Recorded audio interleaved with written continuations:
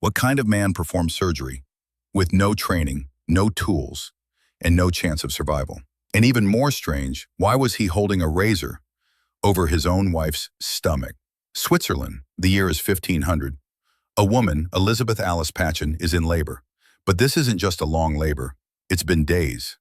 13 midwives have tried to help. None succeeded. The child is stuck. The mother is fading. Whispers of death echo through the village. In a time before anesthesia, before sterile tools, before hospitals, this was a death sentence. But then, her husband stepped forward. His name was Jacob Nufer. Not a doctor, not a healer, he was a pig castrator. To most, Jacob was just a butcher for livestock, but he was skilled with a knife. He'd seen animals struggle in birth, and in the worst cases, he knew how to cut the baby out to save its life.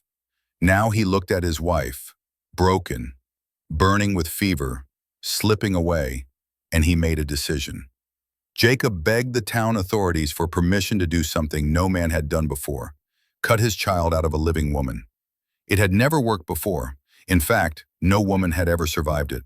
Still, they gave him permission, because they had nothing else left to give.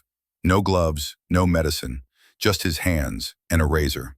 In a quiet room, Jacob Nufer made the first cut. Not into an animal, but into the woman he loved. There was no screaming. Elizabeth was too weak for that.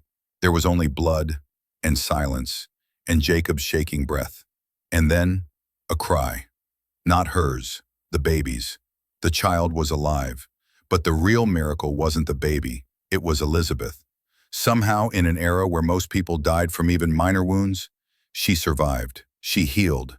And she went on to have 5 more children, including twins, naturally. As for the baby born from that historic cut, he lived to be 77 years old. Centuries later, doctors and historians still discuss Jacob Nufer's name. Some say the story sounds impossible. Others believe it precisely because of what Jacob was: a pig castrator, a man whose hands had delivered countless animals from death, and on that day, delivered his wife and child into life. No medical degree, no title, just desperation, and love, and a knife.